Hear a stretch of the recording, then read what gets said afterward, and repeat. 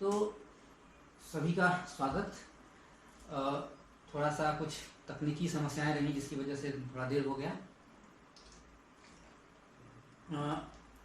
हमारा जो 4006 यूनिट का जो अंतिम यूनिट है, जिसमें हमको गांधी के आर्थिक विचार के पर चर्चा करते हुए जो तमाम दुनिया में जो आर्थिक प्रणालियां प्रचलित हैं, उनके जो प्रतिमान प्रचलित हैं, उन पर हमें चर्चा करनी थी। जैसे कि गांधी जी पूंजीवाद पर क्या विचार रखते हैं, गांधी जी समाजवाद पर क्या चिंतन करते हैं, उसके बारे में कैसा दृष्टिकोण है उनका, और साम्यवाद पर उनका क्या दृष्टिकोण है। इस क्रम में आज और लास्ट अंतिम में हमको ये जानना है कि गांधी जी का जो समग्र रूप से चिंतन है, आर्थिक चिंतन है, उसका केंद्र क्या है और उसमें सर्वोदय की क्या भूमिका है। तो हमने गांधी जी के का जो पूंजीवाद पर विचार है उसको हमने जान ही लिया है, और हमने गांधी जी का जो पूंजीवाद पर विचार है वो हमने जान लिया है, और हमने जो है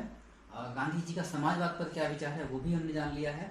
आज हम जानेंगे कि गांधी जी साम्यवाद के बारे में क्या विचार रखते हैं। इसके बाद जब हम गांधी जी के साम्यवादी जो विचारधारा है या साम्यवादी जो आर्थिक प्रणाली है उसके बारे में विमर्श करने के बाद हम गांधी के सर्वोदय के अवधारणा पर विचार करेंगे, जो हमारे अगली क्लास में होगा। और सर्वोदय के विचार पर, सर्वोदय पर का जो एक विस्तृत विवेचन करने के बाद हम गांधी जी के आर्थिक विचारों के बारे में एक समग्र जानकारी रख पाएंगे। शुरू में ही जैसा हमने आप लोगों को बता दिया था कि गांधी जी कोई बहुत मैंने परंपरागत रूप से आर्थिक चिंतक के रूप में हमारे सामने नहीं आते हैं। वो नैतिकता और मानवीय जीवन में जो व्याप्त नैतिकता है और जो जरूरी नैतिकता है, बल्कि व्याप्त न कहे कि जरूरी नैतिकता है, और जो धर्म से अनुप्राणित जीवन शैली है, उसी को आधार बना करके जो है गांधी जी अपने आर्थिक चिंतन की जो इमारत है उसको गढ़ते हैं। तो इसी क्रम में आज हम जो है आगे बढ़ते हुए साम्यवाद पर गांधी जी के बारे में बात करते हैं। गांधी जी साम्यवाद पर क्या दृष्टिकोण रखते हैं। तो सबसे पहले हम जान लें कि साम्यवाद क्या है। साम्यवाद की जो प्रणाली है, साम्यवादी आर्थिक प्रणाली है, वो कैसी है। तो साम्यवाद की जो आर्थिक प्रणाली है, जो साम्यवाद का विचार है, उसका जन्म कार्ल मार्क्स के साथ होता है। आप सभी लोग ऑलमोस्ट मेरे ख्याल से कार्ल मार्क्स का नाम जरूर सुने होंगे। तो कार्ल मार्क्स जो है विभिन्न समाज की जो है एक ऐतिहासिक विकास की अवधारणा प्रस्तुत करते हैं और उसको अपने द्वंदात्मक भौतिकवाद के सहारे से विकसित करते हैं। वो बताते हैं कि जो है अब तक के वर्तमान समस्त समाज का इतिहास जो है वर्ग संघर्ष का इतिहास है। यानी कि कार्ल मार्क्स मानते हैं कि हम जितने समाजों के बारे में जानते हैं, जितने समाजों का इतिहास हमारे सामने मौजूद है, वो इतिहास जो है वर्ग संघर्ष का इतिहास है। दो वर्गों का इतिहास है, उनके बीच संघर्ष का इतिहास है। मार्क्स ये भी कहते हैं कि इस दो वर्ग में एक वर्ग जो है हमेशा दूसरे वर्ग का जो है शोषण करता है। एक वर्ग जो है छोटा और ताकतवर होता है आर्थिक संसाधनों पर, और सभी तरह के जो है जो उत्पादन की प्रणाली है उस पर उसका नियंत्रण होता है, और एक बड़े सर्वहारा वर्ग या पूंजीपति वर्ग का वो जो है बड़े पैमाने पर शोषण करता है। तो गांधी जी किस तरीके से साम्यवाद की इस विचारधारा को खारिज करते हैं, इसको भी हम जानेंगे आगे। लेकिन थोड़ा सा ये देख लें कि मार्क्स जो है जिस वर्ग आधारित सामाजिक संरचना में जिस शोषण को समाप्त करने के लिए की बात करते हैं, उस शोषण को समाप्त करने का जो साधन वो अपनाते हैं वो क्या है। तो मार्क्स ने इस वर्ग आधारित समाज की जो सैद्धांतिकी या वैचारिकी की रचना की है, उस वर्ग आधारित समाज में शोषण को समाप्त करने और वर्ग विहीन समाज या वर्ग विहीन और राज्य विहीन समाज की स्थापना के लिए उन्होंने एक हिंसक सामाजिक क्रांति का जो है रास्ता अपनाया है। वो कहते हैं कि एक समय ऐसा आएगा जब औद्योगिकीकरण अपने पूर्ण स्थिति में आ जाएगा, चरम पर आ जाएगा, तो मजदूरों में, श्रमिकों में स्वतः ही यह चेतना आएगी, उनके अंदर उनकी जो सामाजिक स्थिति है वह उनकी राजनीतिक चेतना को जागृत करेगी और वे पूंजीपतियों के खिलाफ एक सशस्त्र क्रांति की शुरुआत करेंगे और उस क्रांति से समाज का क्रांतिकारी पुनर्गठन होगा। यानी कि जो समाज की जो वर्ग आधारित संरचना है वो समाप्त कर दी जाएगी, खत्म कर दी जाएगी और समाज का क्रांतिकारी पुनर्गठन होगा, पुनर्निर्माण होगा। ऐसा समाज बनेगा जो वर्ग विहीन होगा और इस वर्ग, जो अभी वर्ग अस्तित्वमान है, इस वर्ग विभेदित समाज की रचना करने में राज्य की भूमिका बहुत महत्वपूर्ण है। मार्क्स जो है राज्य को शोषण का यंत्र के रूप में देखते हैं और कहते हैं कि जैसे ही यह सामाजिक क्रांति आएगी, सर्वहारा की क्रांति आएगी, उसी के साथ जो है क्या होगा, राज्य भी धीरे धीरे समाप्त हो जाएगा और वर्ग विहीन समाज के साथ साथ जो है राज्य विहीन समाज का भी निर्माण हो जाएगा। तो ध्यान देने वाली बात है कि मार्क्स जो है यहाँ क्या कहते हैं। हालांकि मार्क्स खुद भी जर्मनी में क्रांति की शुरुआत कराते हैं बाहरी ताकतों के द्वारा, एक्सटर्नल फोर्सेस इम्प्लाई करके जर्मनी में, लेकिन जब वो उनकी वो क्रांति स्पष्टतया असफल हो जाती है तो वो अपने विचारों में परिवर्तन करके कहते हैं कि औद्योगिकरण जब अपनी चरम अवस्था पर पहुंच जाएगा तो क्रांति स्वतः जन्म ले लेगी। लेकिन उनके जो मानने वाले थे, उनके जो फॉलोअर थे, उनके विचारधारा को आगे बढ़ाने वाले लोग जो थे, खास करके लेनिन और माओ, उन लोगों ने औद्योगिकृत समाज या औद्योगिकरण की चरम अवस्था के आने से पहले ही जो है अपने समाजों में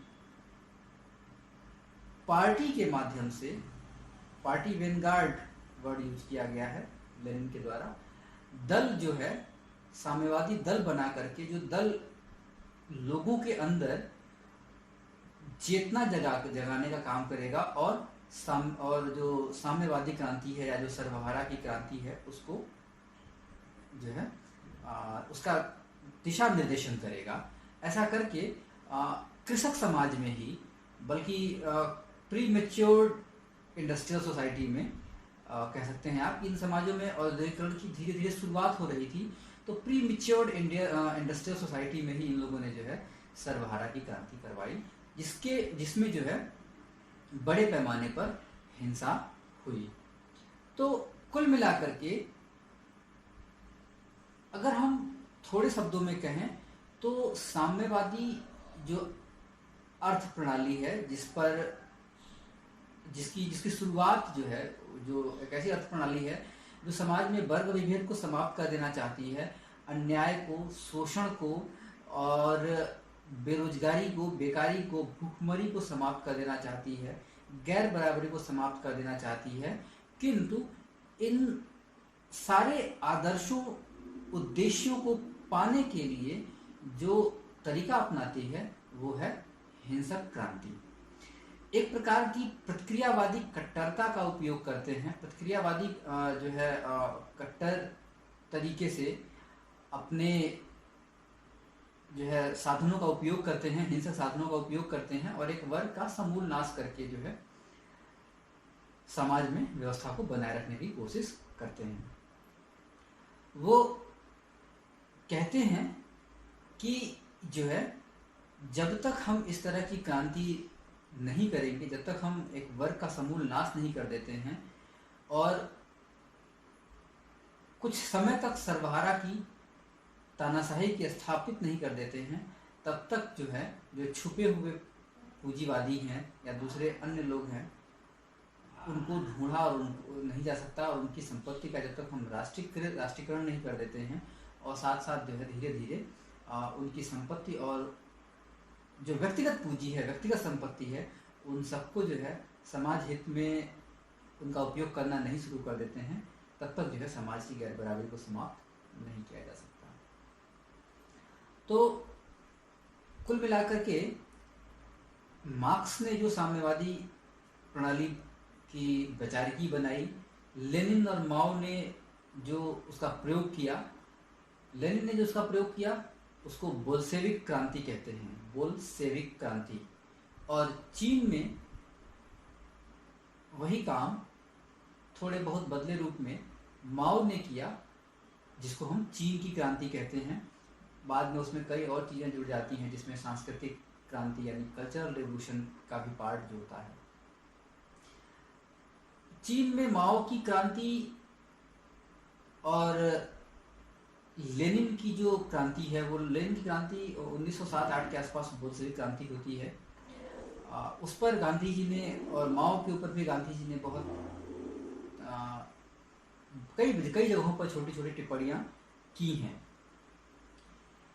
गांधी जी ने जो है 21 अक्टूबर 1928 को नवजीवन में लिखा, नवजीवन एक उनका पत्र था, उसमें उन्होंने लिखा कि बोल्शेविज्म जो कुछ भी के बारे में जो कुछ भी थोड़ा मैं समझ सका हूँ, यानी रूस की क्रांति के बारे में जो कुछ भी थोड़ा मैं समझ सका हूँ, वह यही कि निजी जो मिल्कियत है किसी के पास ना हो, यानी कि किसी के पास जो है जो निजी संपत्ति है, निजी अधिकारिता है या जो व्यक्तिगत संपत्ति है वो किसी के पास ना हो, ऐसा जो है रूसी क्रांति का आदर्श है।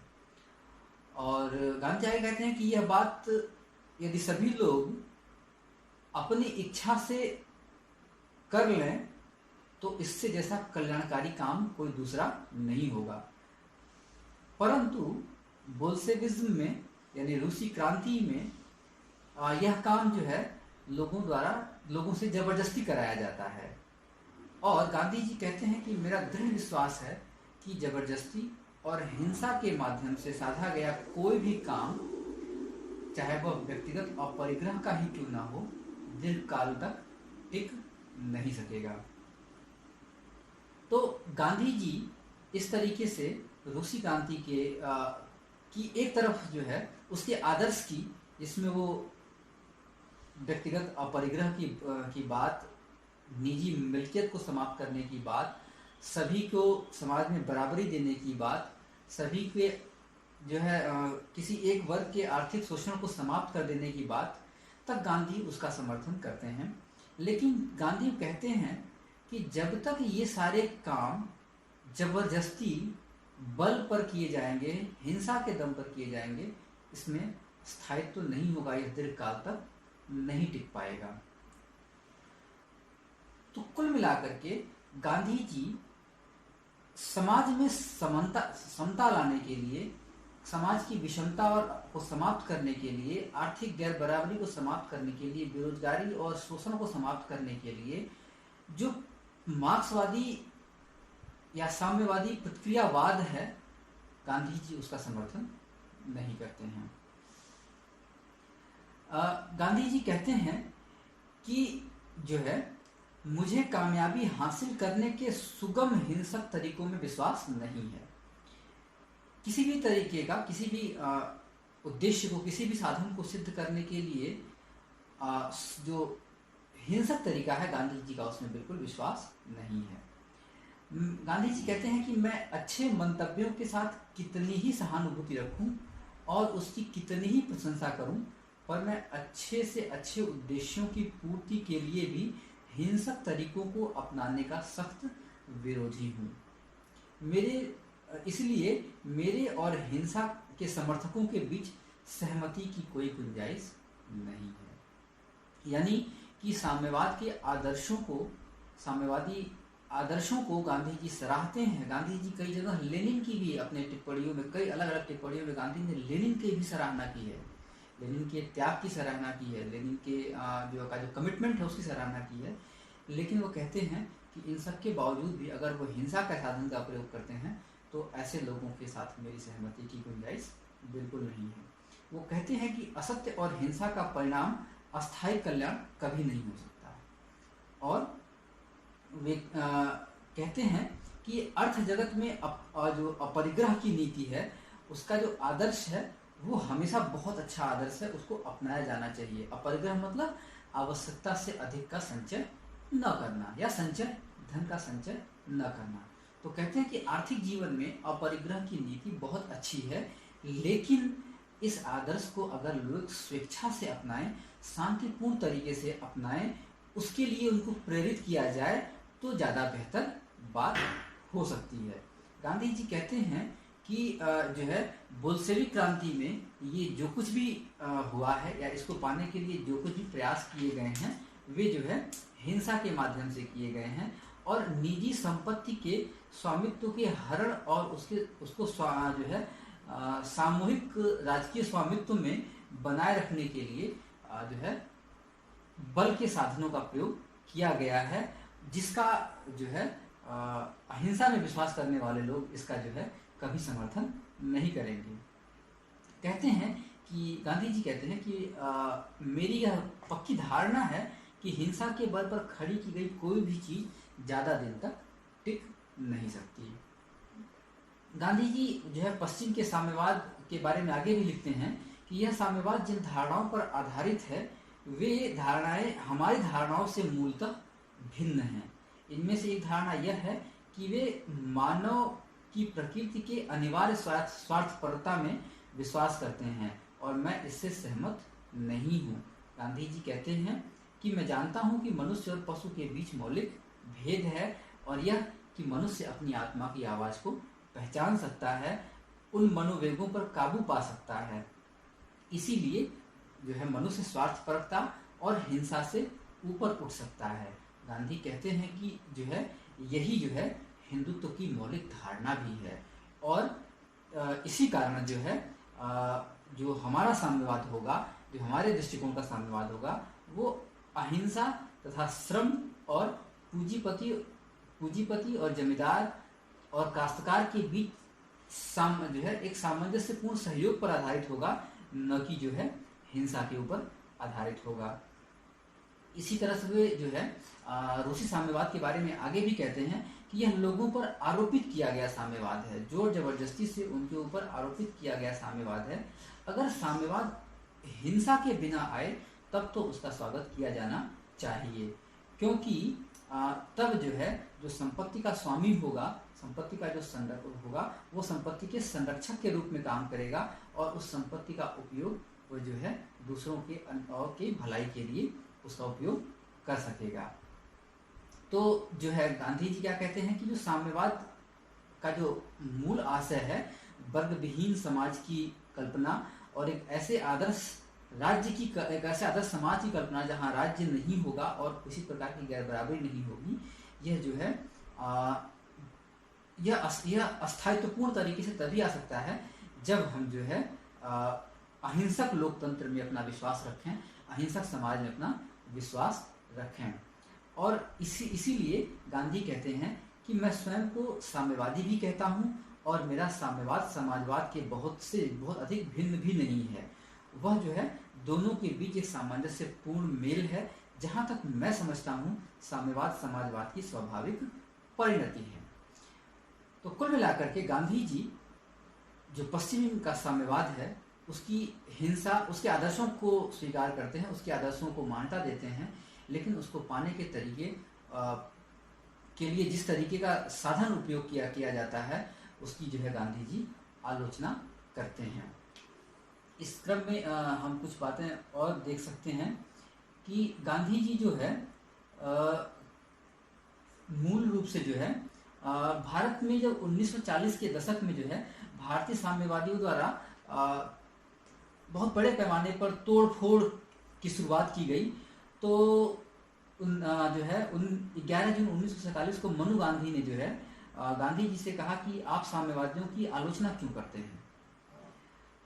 तो गांधी जी ने कहा कि जो है छिपकर सरकारी इमारतों को आग लगाना, तार और डाक की तारें काट डालना, इन बातों से क्या समानता आने वाली है। हिंसा का प्रयोग करके गांधी जी कह रहे हैं कि हिंसा का प्रयोग करके सार्वजनिक उपक्रम में उपयोग की जाने वाली चीज़ों का, सार्वजनिक जीवन में उपयोग की जाने वाली चीज़ों को नष्ट भ्रष्ट करके किस प्रकार की समानता लाने का प्रयास साम्यवादी कर रहे हैं। आगे कहते हैं कि और इनसे जो नुकसान होता है वह जनता के ही तो पैसा है, और इसी से मैं इस वाद को नहीं मानता। मेरा जो साम्यवाद है वो सौम्यता और बहादुरी से भरा हुआ है। छिपकर दूसरों को नुकसान पहुंचाना नामर्दगी, जंगलीपन और कायरता का सूचक है। वो आगे कहते हैं कि हमारे खून में ही साम्यवाद भरा हुआ है। वे कहते हैं कि हम अपनी प्रार्थना, अपने वेद शास्त्रों और तमाम जगहों में जो मानव कल्याण और समाज कल्याण की जो धारणाएं बार बार व्यक्त की गई हैं वो बताती हैं कि जो है भारत का जो में समाजवाद या साम्यवाद की जो धारणा है वो बहुत पहले से अस्तित्वमान रही है। वो कहते हैं एक जो है संस्कृत का एक श्लोक वो जो है उद्धृत करते हैं कि न तुहम कामाय राज्यम न स्वर्गम नापून भरवम न कामाय दुख तप्तनाम प्राणी नाम मृत्यु नाशनम। थोड़ा संस्कृत मेरी कमजोर है, लेकिन इसका जो भावार्थ वो है कि मुझे न तो राज्य की इच्छा है और न स्वर्ग की, मुझे तो मोक्ष की भी इच्छा नहीं है। मेरी तो केवल यही कामना है कि दुख से पीड़ित जनों की रक्षा की पीड़ा को हर सकूं, उनकी रक्षा कर सकूं। गांधी आगे कहते हैं कि साम्यवाद के नेता लेनिन या दूसरे अन्य कोई लोग इससे ज़्यादा और क्या दे सकते हैं जिससे कि हमको उनके साम्यवाद की तरफ जाना पड़े, उनके साम्यवाद की तरफ देखना पड़े। गांधी जी कहते हैं कि हमारी जो व्यवस्था है, हमारी जो आध्यात्मिक चिंतन है, उसमें साम्यवाद की जो है स्पष्ट झलकियाँ जगह जगह है, यत्र तत्र बिखरी हुई हैं, और अगर हम उन पर ही ध्यान रखें, उन पर ध्यान केंद्रित करें तो संभवतः हम ज़्यादा अच्छे तरीके से जो है साम्यवाद की समझ को विकसित कर पाएंगे। इस प्रकार हम देखें तो गांधी जी जो है का जो साम्यवाद है, गांधी जी की जो साम्यवाद का जो विचारधारा है, जिसका जो दृष्टिकोण है, वो पश्चिम के साम्यवाद जो वर्ग संघर्ष को अनिवार्य मानता है उससे अलग जो है वर्ग सामंजस्य की अवधारणा बन के सामने आती है। एक तरफ जहाँ पश्चिम का साम्यवाद, मार्क्स का साम्यवाद, लेनिन का साम्यवाद मानता है कि समाज में जो है दो वर्ग हैं और उन दोनों के बीच संघर्ष अवश्यंभावी है, और इस संघर्ष के बाद जो है समाज का आमूलचूल परिवर्तन होगा, पुनर्गठन होगा। गांधी कहते हैं कि ऐसा आवश्यक नहीं है, और वर्ग संघर्ष के बजाय समाज में हम वर्ग सामंजस्य को भी स्थापित कर सकते हैं। वर्ग सामंजस्य के आधार पर जो है हम समाज में साम्यवाद की स्थापना कर सकते हैं। इसी तरह इस प्रकार गांधी जी जो है पूंजीवाद और पूंजीवाद का विरोध करते हुए पूंजीपति और श्रमिकों के बीच एक समन्वयकारी संबंध स्थापित करते हैं, जिसके लिए वे ट्रस्टीशिप और दूसरे अन्य विचार अपने देते हैं। तो ये जो है मूल रूप से गांधी जी समाज में जो वर्ग विभाजन है उसको भी स्वीकार करते हैं, लेकिन वो बिल्कुल नहीं मानते कि समाज में सिर्फ और सिर्फ दो वर्ग है। वो द्वैत में, समाज के द्वैत में विश्वास नहीं रखते। समाज में बहुसंख्यक वर्ग हो सकते हैं। गांधी के अगर दृष्टिकोण से चीज़ों को देखा जाए तो गांधी जी ये कहेंगे कि समाज में बहुसंख्यक वर्ग हो सकते हैं, लेकिन गांधी जी का जो साम्यवाद है वो अद्वैत का विचार है। वो मानव मन, मानव मस्तिष्क, मानव हृदय की एकत्व में भरोसा रखता है, और वो स्वीकार करते हैं कि इस तरह से व्यक्ति और व्यक्ति के बीच जो अंतर है उसको जो है हम उनके हृदय परिवर्तन के माध्यम से समाप्त करके समाज में समन्वय की स्थापना कर सकते हैं। और हिंसा के द्वारा हम किसी समाज की स्थापना करते हैं तो निश्चित तौर पर किसी अस्थायी समानता का आरंभ हम नहीं कर पाएंगे। तो इस तरीके से गांधी जो है पश्चिम के साम्यवाद की आलोचना करते हैं। लेनिन की कई जगहों पर जो है कई अलग अलग जगहों पर लेनिन की सराहना करते हुए भी उनके जो है साम्यवाद लाने के जो उनके साधन हैं उसकी आलोचना करते हैं गांधी जी, और इस तरीके से कहते हैं कि जो बोल्शेविक क्रांति है, रूस की जो क्रांति है, वो बहुत लंबे समय तक ठहरेगी, इस पर भी उनको जो है संदेह था। और ये हुआ भी कि कुछ समय बाद जो है मेरे ख्याल से करीब 90 वर्षों के से थोड़ा पहले जो है सोवियत संघ की इस क्रांति से जो इस सोवियत रूस का निर्माण हुआ था वो टूट गया। तो कुल मिलाकर के गांधी जो है व्यक्तिगत स्वामित्व, निजी मिल्कियत, संपत्ति के संग्रहण और परिग्रह के इन धारणाओं के खिलाफ हैं, लेकिन इनको समाप्त करने के लिए वे वर्ग संघर्ष के बजाय वर्ग सामंजस्य को के विचार को आगे बढ़ाते हैं। धन्यवाद आप लोगों को। ये गांधी के और साम्यवाद पर गांधी के विचार, खुद गांधी जो है स्वयं को किस तरह का साम्यवादी कह मानते हैं, उनका साम्यवाद कैसा था, इस पर चर्चा हुई। आप लोगों के कोई सवाल हैं तो आप पूछें।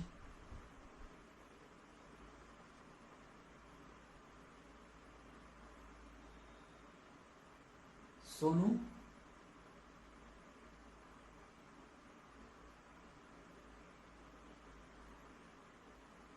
संदीप,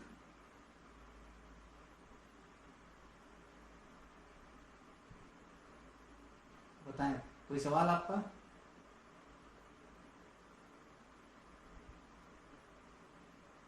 अच्छा, किसी कोई सवाल नहीं है।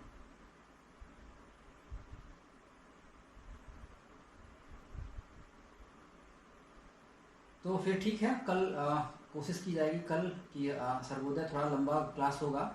हो सकता है कि 2 क्लास आपको सर्वोदय पर देना पड़े।